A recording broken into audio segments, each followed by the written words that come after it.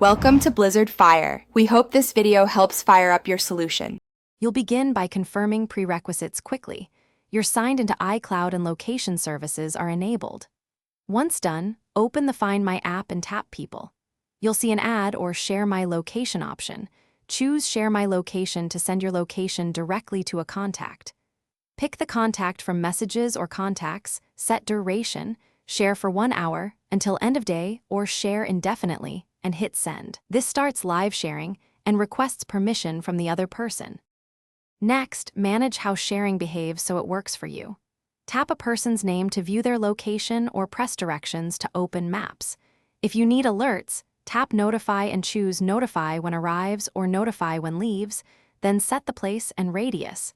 This automates updates. Make sure you adjust Share My Location device if you use multiple Apple devices.